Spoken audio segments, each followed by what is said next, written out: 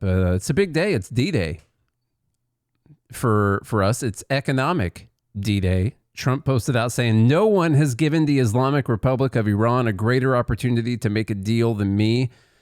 Tragically, for them, they have failed to take it. Therefore, today, I am announcing the most crushing economic operation ever taken against any country. This will be economic warfare and isolation on an unprecedented scale. Their navy is gone, their air force is destroyed, their military factories are now rubble, their currency is worthless, and their country is hanging by a thread. Today, I am also announcing that any country that allows its financial institutions, businesses, airports, or government entities to provide any type of lifeline to Iran will itself face tremendous economic consequences. Oil smuggling, swap lines, cash transfers, exchange houses, ship registries, front companies. It all needs to stop now. You know who you are. This will be an economic D-Day, and we need all of our allies to stand with the United States of America to isolate and defeat the Iran threat. These maniacs are on the ropes, and these historic measures will cripple them and their ability to project terror worldwide. Iran will never have a nuclear weapon." Just had to throw that in there. Thank you for your attention to this matter, Donald J. Trump.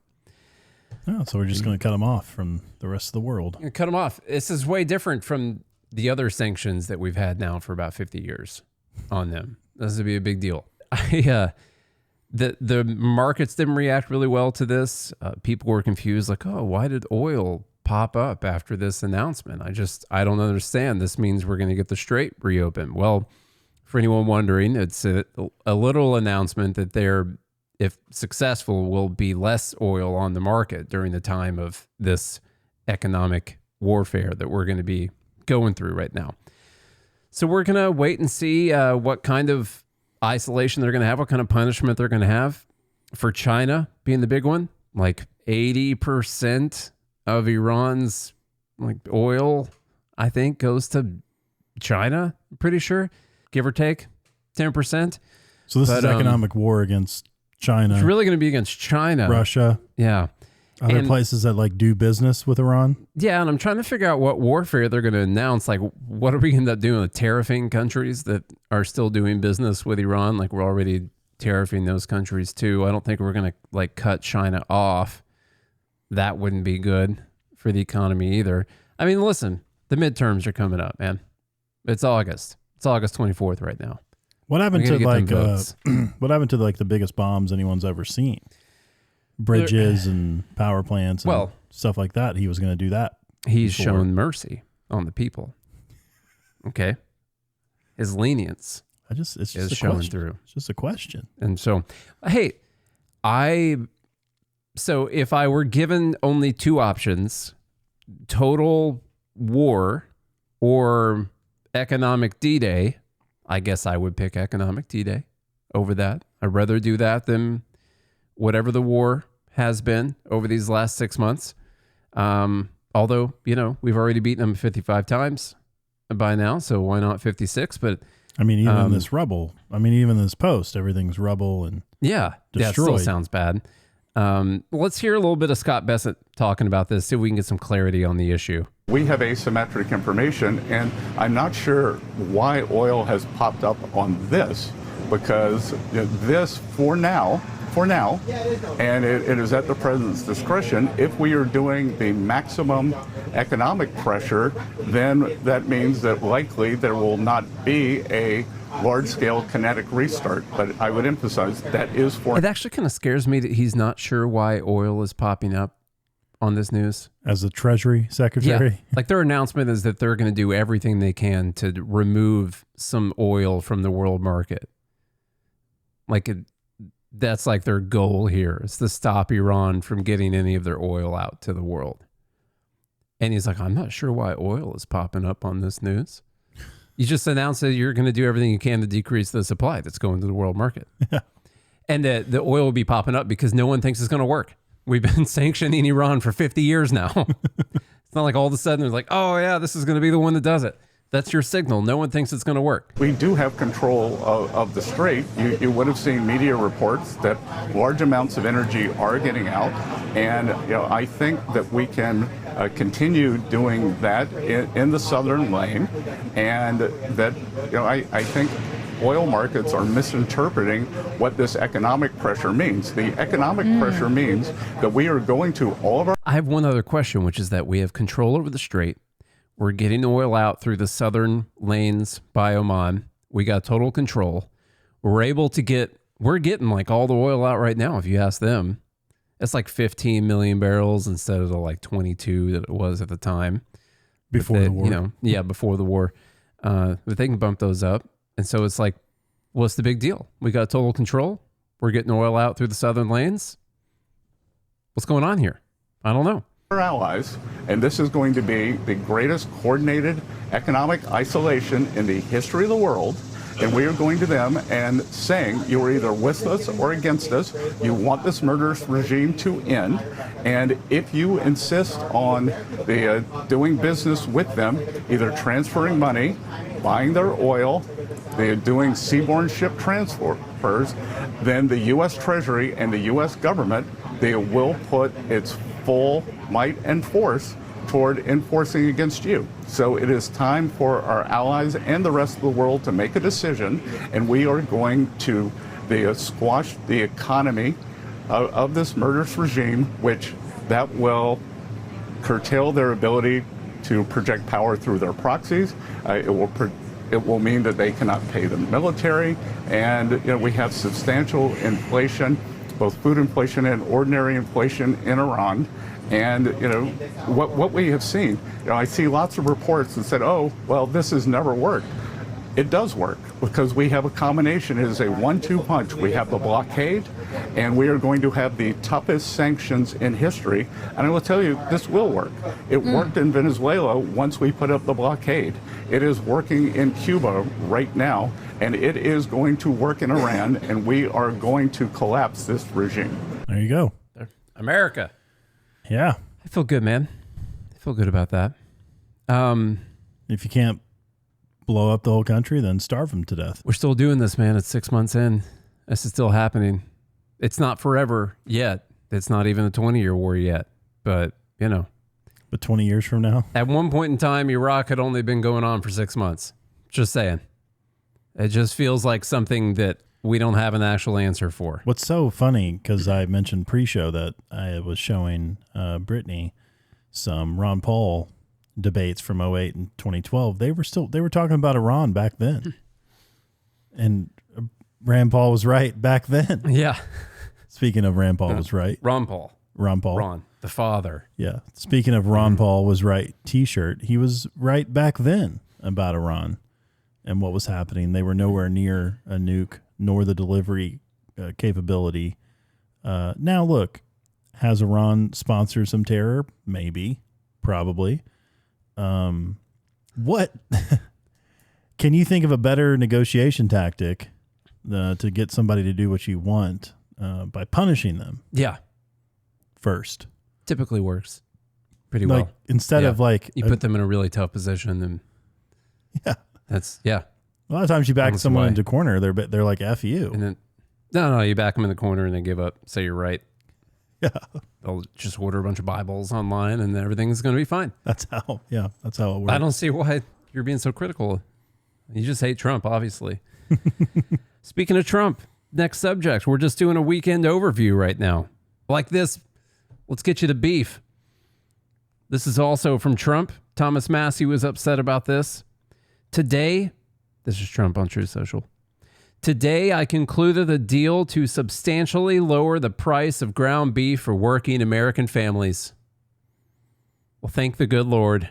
It's about gall-darn time. This is a page straight out of Mom Donna's book. I ain't bought beef in a long time. As everyone knows, under President Biden, beef prices soared at their fastest rate, and the American beef herd fell to its smallest size in modern history.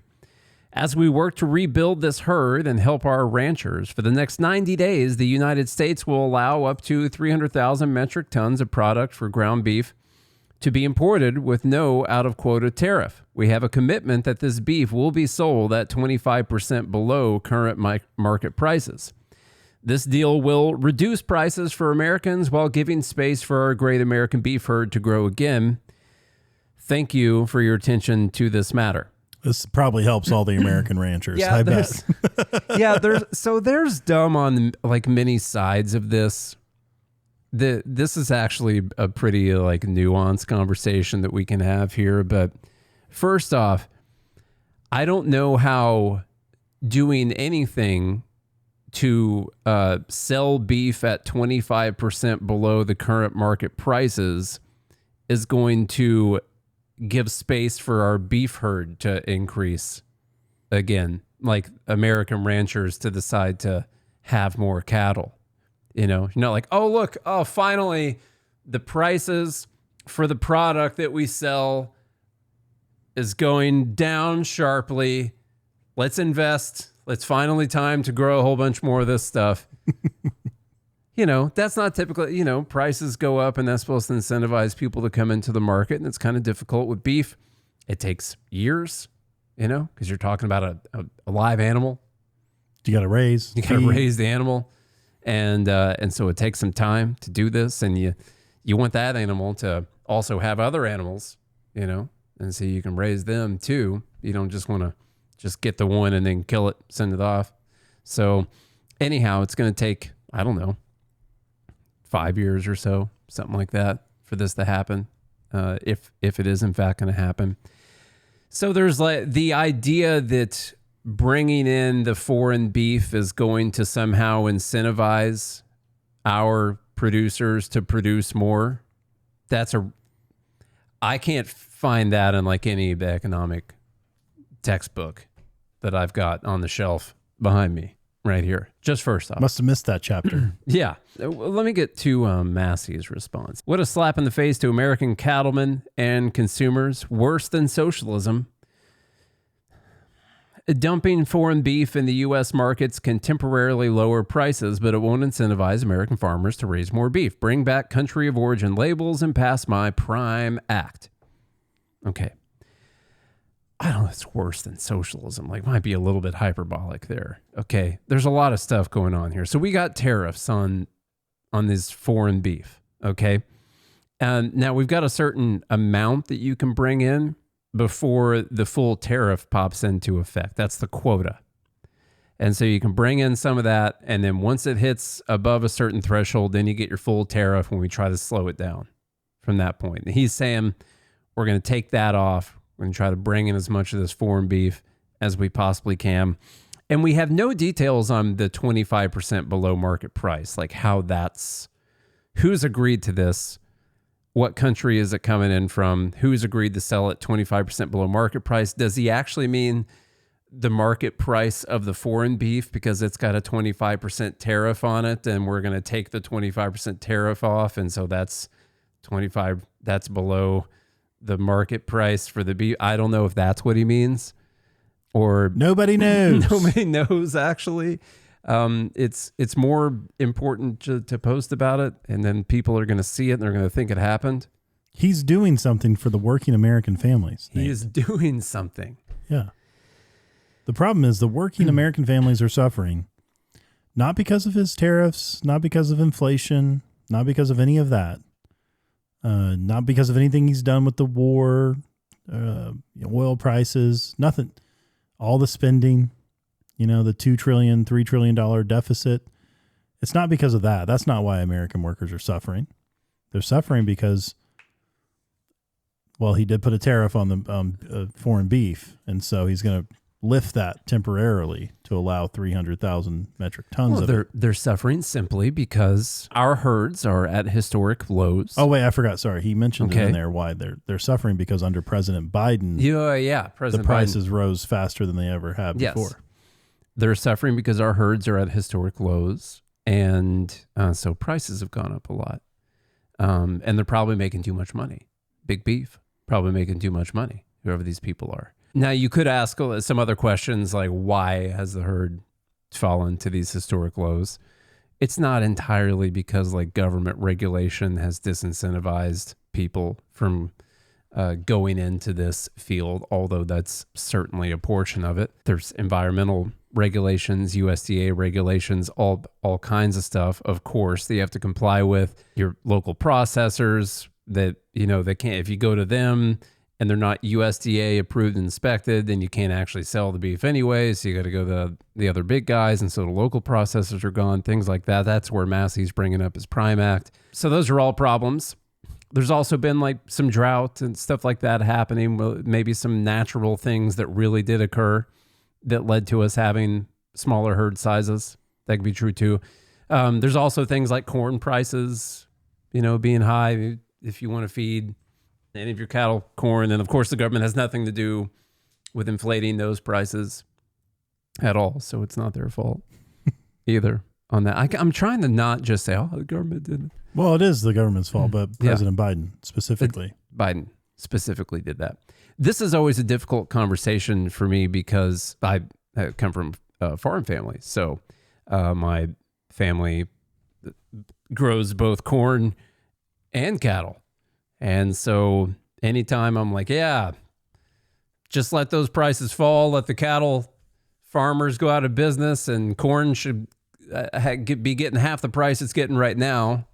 And I'm going to build an extra room on my house so my dad can move in because he just lost, that's where like my mind goes at that time. So yeah, it's always a difficult conversation to have there.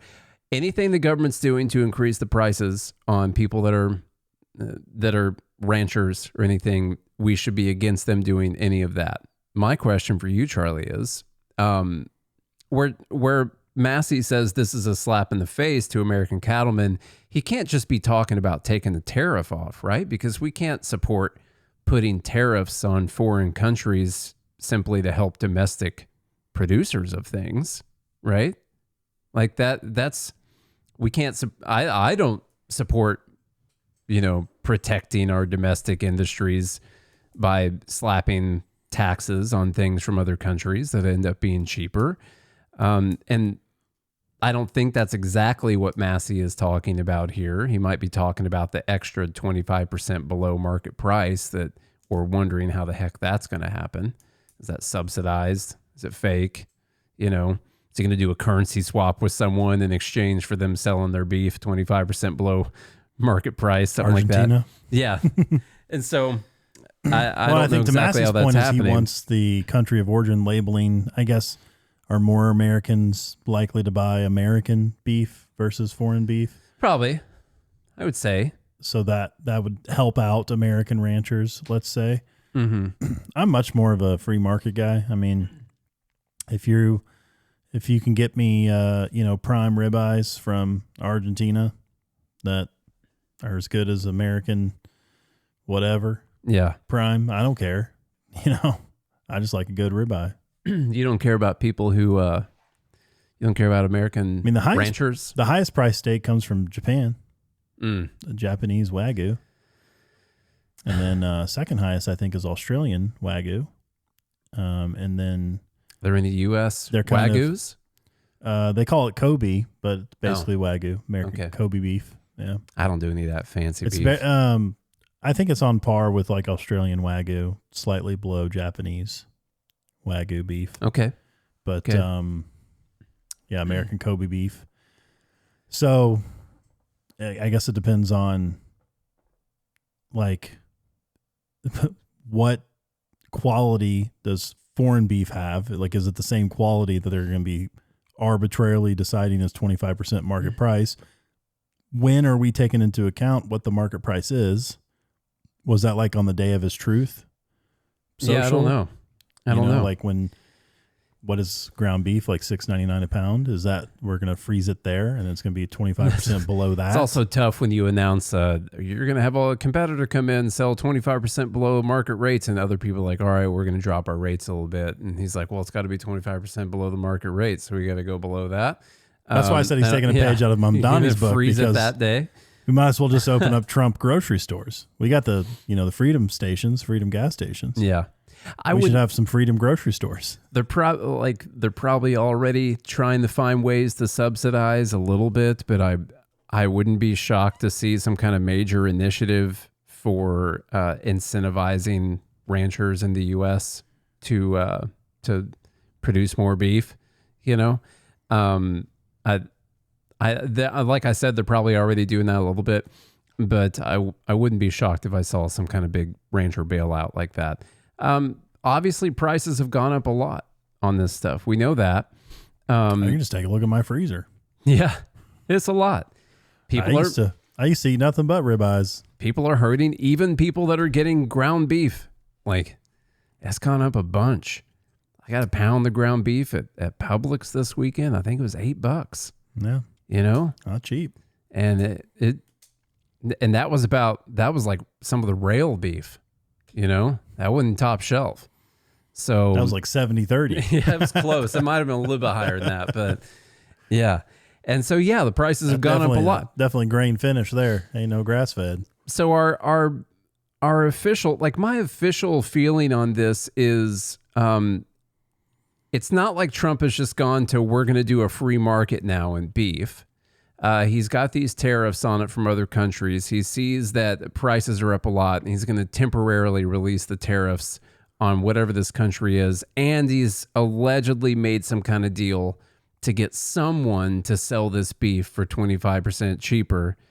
That's not like we've gone full free market, because I would assume in 90 days, we're just going to go back to the 25% tariff and remove the 20. What's in 90? What happens in the next 3 months? That's weird. It's August. It's the eighth month. And so, the election will be passed by September, then. Okay. October, November. Yeah, that's weird. It'd be like a few weeks after the election, the midterm elections, that would happen. This idea probably came from J.D. Vance. You know, we got to think about how Republicans can do things different in the market to make things better for Americans. You know, another weird thing. We can't be thinking the same old free market slogans, Nate. Is this not yet another admission that obviously tariffs increase prices on consumers? Literally.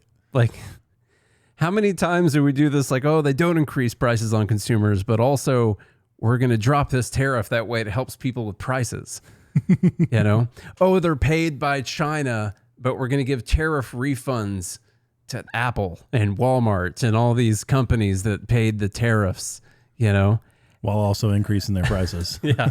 Maybe the last thing we'll brush by today, we talked a little bit about on Friday, the national debt went over $40 trillion. That's a whole lot of dollars. You know, I keep seeing this go around a lot, and I posted about it earlier on X. Just a little point I want to get out of my head so I don't try to make it at some other time this week. I've seen a post like this a lot, which is that if not for the Bush tax cuts and the Trump tax cuts, we wouldn't have our debt problem that we have right now. We would have taken in so much more money. And in fact, we'd be sitting right now, if you look at this chart, we'd be sitting at our debt to GDP ratio around 60% instead of around 100% where it is currently. I would argue it's actually 120%. There's two like different debt numbers. There's like the public debt. There's 32 trillion for like the public debt, and there's this intergovernmental debt.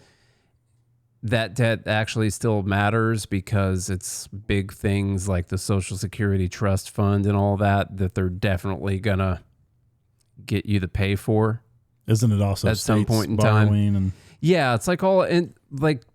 The best example is that the Social Security Trust Fund, for a while, more people were paying in than the money that was going out. Like more money was getting paid in than what was going out. And so they didn't put that in a lockbox. Instead, they took that and they just put it on the ledger, used it elsewhere. Okay. But they got this neat little IOU for the Social Security Trust Fund. And anytime, like when it comes time to pay that back out to the retirees, they can take this coupon redeemable, and the Treasury is going to give them that money back for it. And so like that's a debt that's not included in that 32 trillion number that they're definitely going to make you pay for.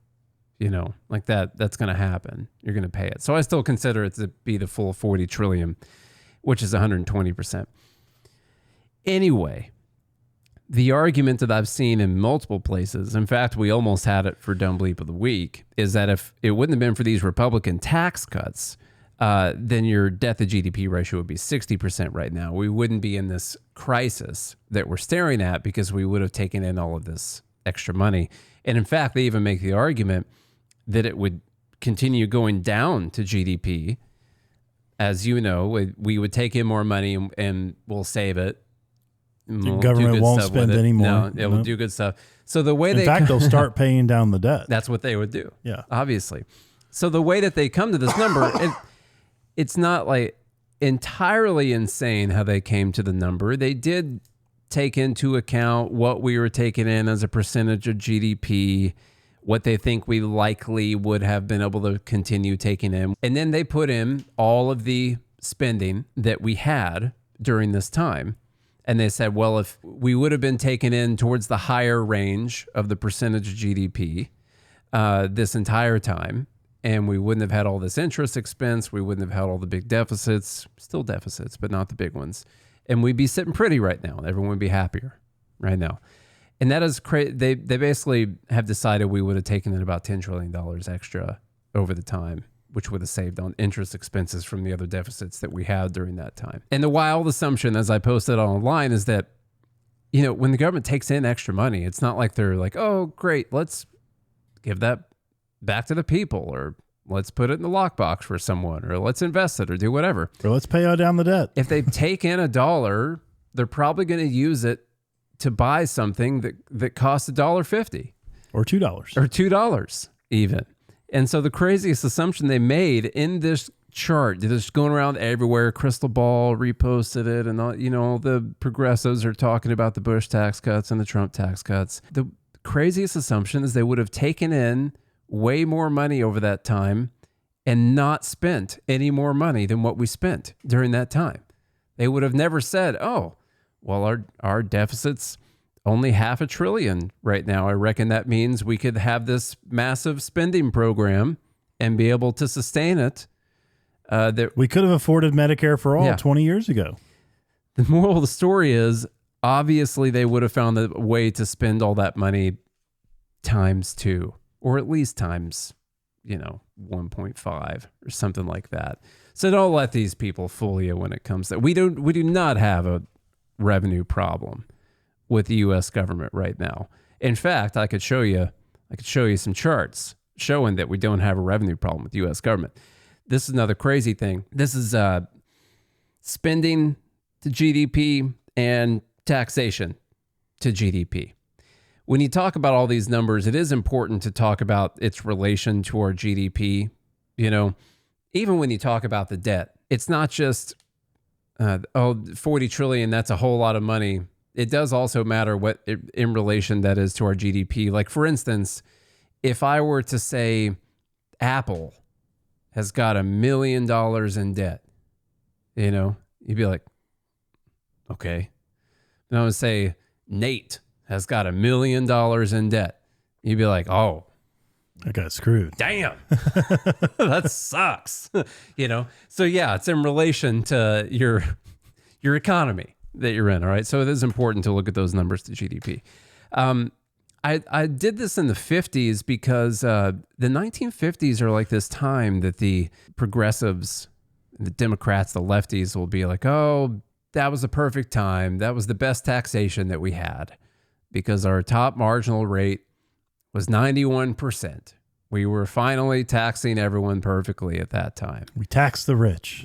We taxed. They paid their fair share. And that is how we had so much prosperity in America, was because we were taxing the rich at 91%.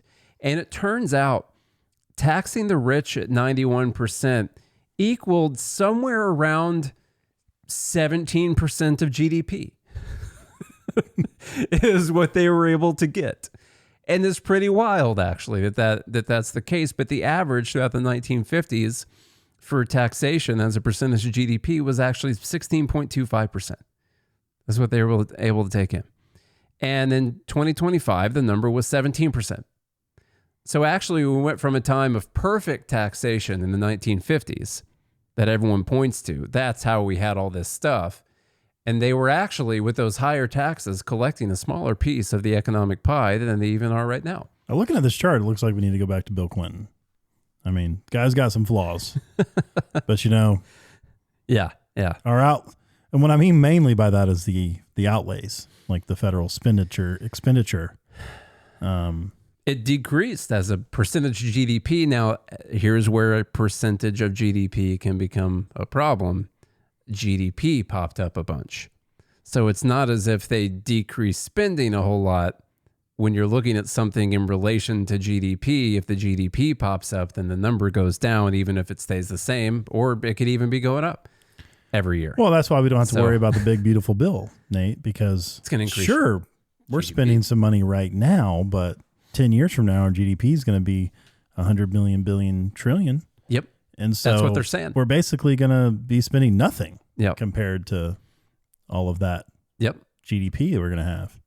You know? Absolutely. Absolutely. The big thing that has actually changed since this time is not what we're collecting from the economy. It's not what we're taking from the economy right now. They're still collecting roughly the same percentage. In fact, it's a little bit higher than it was in the 50s, which were the perfect time because we were taxing the rich. They're collecting a little bit more of the economy right now. Even with all these tax cuts. Yes, even with the tax cuts, they're getting a little bit more of the economy than they were back then. It's the spending, which has increased by 38% of the GDP. So they were spending 16.5% of our in relation to the economy, and now they're spending about 23% in relation to the economy. We got a 5 or 6% gap between the two, and that's our deficit. Okay, about 6% GDP gap, and that's not good because the GDP grows at a few percent every year. We got a deficit of this every year, and so they're not able to keep up with it. They keep spiraling and spiraling. That's not good. We don't have a revenue problem though. We're still taking in this percentage. In fact, like it's popped up to what, almost 20% in the 90s. Moving up towards the year 2000.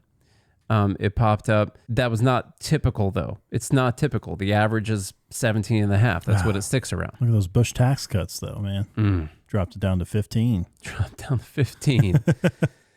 There you go. Also, .com bubble happens in there, and then we get another recession that happens in there.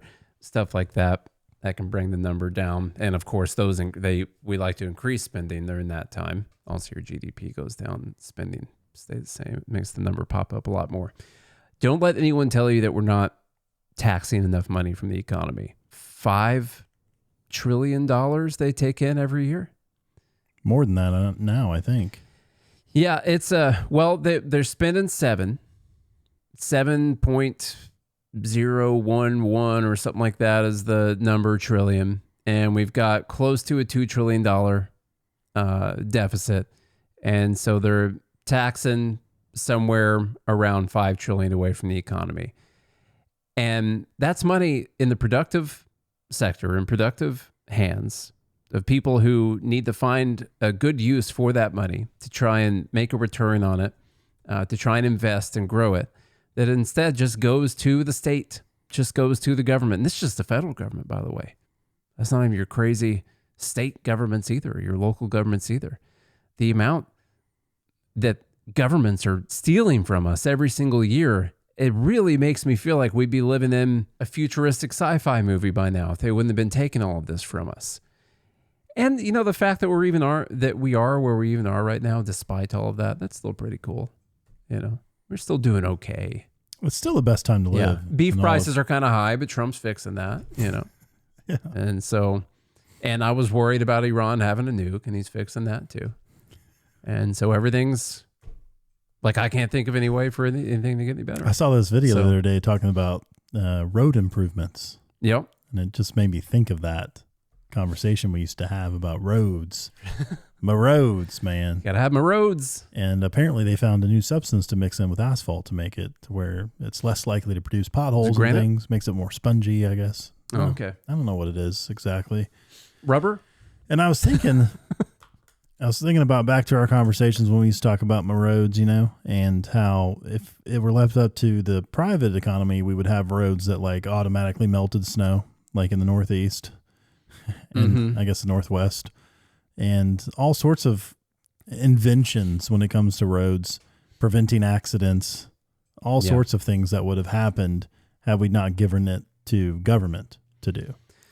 Which would have been cool. Yeah. But it's such a difficult message to try to help people see like what the future could have looked like because it didn't happen. Yeah. And so, but you have to think outside the box and realize like, okay, and anybody who's started a business knows this, like you have things that you could do, like money's a tool, for instance, things you could do and what the future could look like if you put it in certain areas. If you allow the productive economy to do that versus government doing it, then you can get wildly different outcomes. And by the way, you see that in, I think healthcare is a good example where the government is not involved in healthcare. You see these amazing advances in eye surgery, for instance, that has allowed people to basically see again. I saw a video of LASIK the other night though, and oh man, you'd have to put me to sleep for that. Tell you what, they just razor blade your lens right off your eye cap there. Isn't Medicare for All going to take care of all the eye stuff for us soon though? No. I'm pretty sure they're getting into that. They're going to try and destroy that market too. Yeah, after about I'm 20, sure. if you take about 20 years to get in. Unless you sign up first. Probably they better get all the innovation done like right now because it's going to stop after that. So it'll be good enough. This is a wildly... But people will just invent things because they are just good people, Nate. Yeah. That's true. We'll still have that. Like the guys who discovered insulin, they gave it away for free because they were just good people. That is purely because they were good people. They did not look into patenting it and find out that they couldn't do it or anything like that. Or wait, am I thinking of the polio vaccine? I can't remember which one that is now. Probably almost all of them. Yeah, I can't. Yeah. Can I throw one more random thing? We can do Speaking anything. Of patents. Anything. Did you see the CEO of Anduril come out and say that patents are the problem? He almost had a libertarian take there. Really? But his point of view is... What company is this? Anduril is the defense company, the defense startup. Okay. That is creating like AI drones and things like that. Interestingly enough, though, his claim is that it's because patents basically give the blueprint to China. And if the companies wouldn't patent things, they wouldn't have to document it or whatever, and then China wouldn't, because we keep all the patents in a library, patent office. In the patent, yeah, online. They stole the key to it, and so they're able to get all that. Yeah, and they can build drilling rigs for Mars and all kinds of stuff. Any kind of thing. Yeah, drilling rovers. Yeah. As long as the cams aren't. God. I think we have to go because I don't know any other. I should watch Armageddon sometime, actually, now I'm thinking about it. Flow systems backed up. Okay, I think that's all the stuff I have for today. On Wednesday, we're going to do a little bit of fact-checking / potential myth-busting or myth-backing, depending on what all of the research says. I'm going to try and figure out if data centers are, in fact, stealing your town's water supply, turning off the lights, taking your women and your children. Basically Terminator 4. Yeah. It's like all the worst possible things. I'm trying to figure out exactly what it is. People are upset with data centers. I'm leaning more towards people don't like AI and the idea that like it's going to take a lot of people's jobs and stuff. And so they just like, inherently hate data centers. That would be the only reason that you'd have, polls that show people would rather have a coal plant down the street than a data center. But maybe not. Maybe once I find all the places where the water supply has been drained and the people are polluted and dying, and the kids don't have electricity and all that, then that's what we'll find. And I'll tell you, but Nate Brockovich. I'm not just going to like hate data centers because that's the thing that you're supposed to do right now. I would like to see how much they actually suck. And then I want to see how much of that suckness is being subsidized by the government, because I think that's an important thing too. So I'm going to try and I'm going to spend from now until Wednesday just researching every possible thing I can about data centers. But to me, this is the same thing as people who like hate Amazon because Jeff Bezos is rich, but they have a Prime account. Well, that's definitely happening a lot. Speaking, yeah. And then all these people hate data centers, but they use AI. Statistically speaking, it's like they just don't. It's a thing. Like it's like just don't build it in my backyard. That's the main thing. Look at this. This is going around. I've seen multiple posts that are like this right now. Did we freeze? Doesn't look like it to me. Okay, I froze there for a minute. It's a little cold in here. And this one says, Gary, Indiana has been without power for nearly 2 weeks. Gary's population of 68,000 people is 77% black. Gary has 8 data centers straining its power grid. Pay attention. The immediate fact check and the community note on this is Gary doesn't have 8 data centers. It has 0 data centers. But this has 14,000 reposts. And so I'm trying to figure out. It's possible they've been without power, but not due to data centers. No, Garrett, they have bad storms. It has nothing to do. The data centers did not uproot the trees and destroy the power lines. Okay. Nor did they spin up tornadoes or straight line winds. I saw other posts saying that all these people are without power, but the data centers are still running. Now, there's 2 different community notes on that one. One says there are no data centers, and the other one says the data centers have backup generators, you idiot. And so if can't get mad at someone if they have a backup generator, and also I don't even know if they exist. So those are the kind of things I have to try and figure out, because this stuff is all over the place right now, and I don't know what to do. Are you looking it up right now? You trying to fact check? Yeah, I'm trying to. Gary's data centers. Apparently there are 8 data centers. Are there? Allegedly. There's a data That's center. That's fine. I'm telling you what the community note says.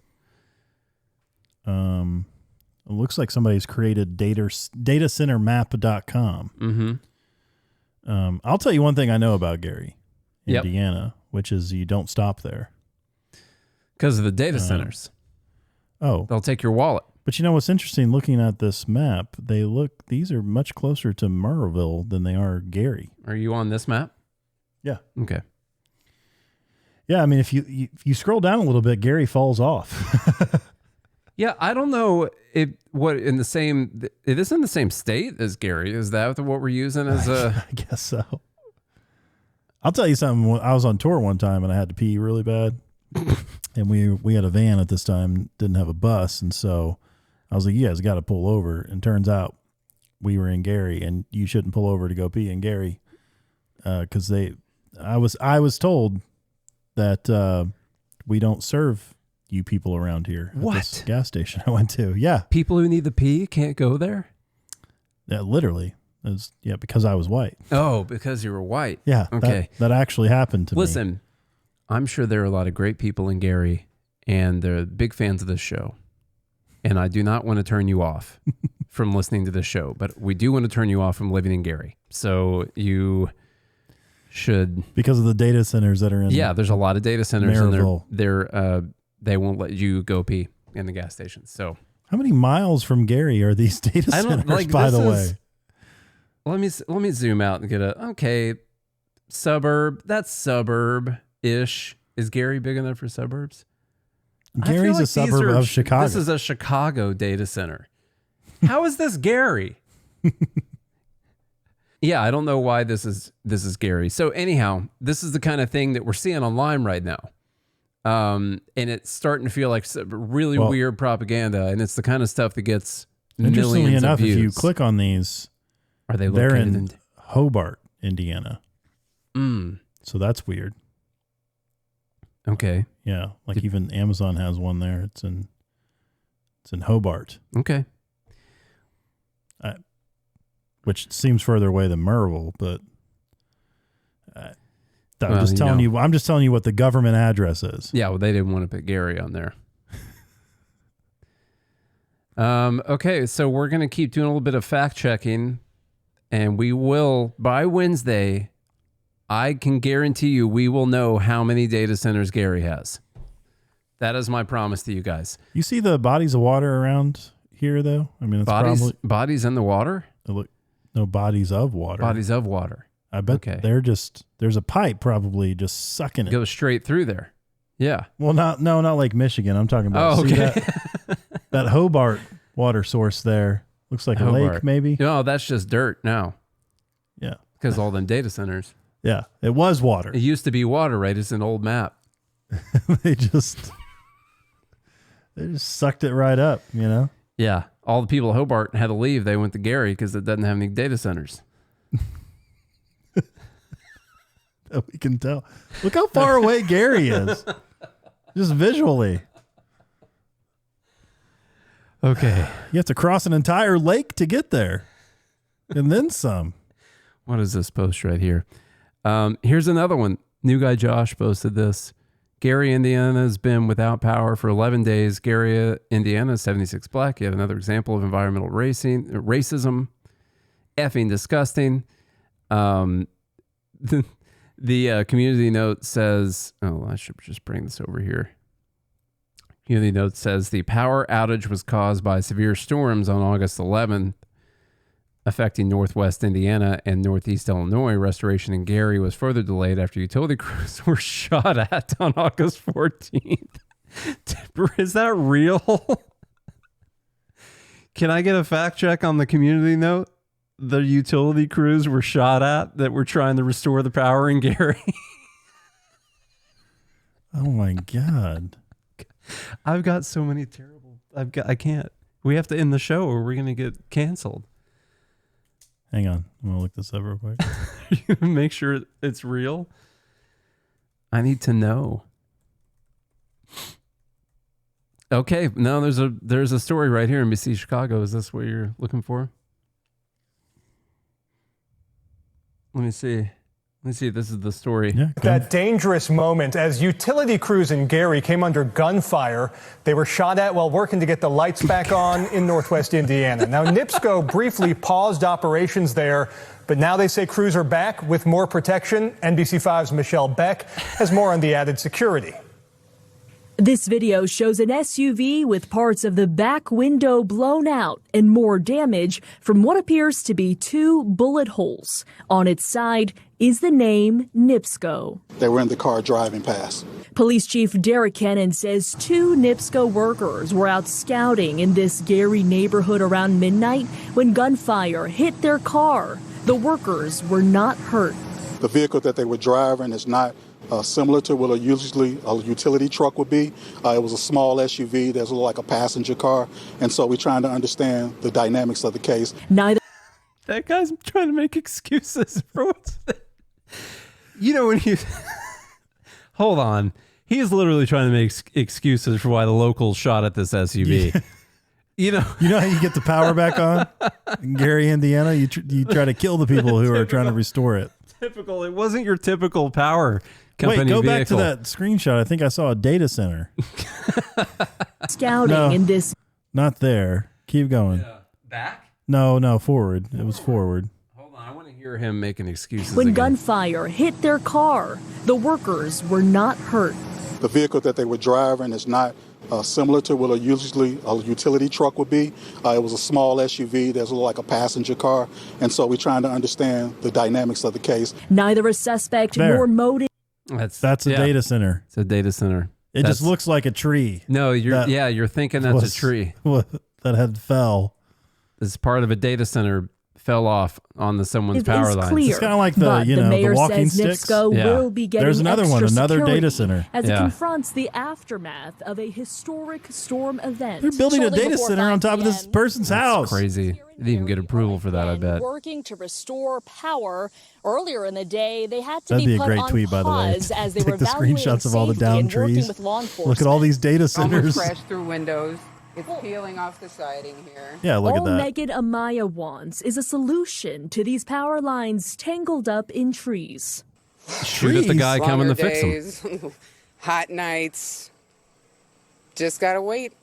Just gotta wait, I guess. She feels an urgent need for power. See, they even have and this for is nothing propaganda. to They get even in have the way. news station calling these things trees. Have they tried shooting at these data centers that have fallen on the power lines?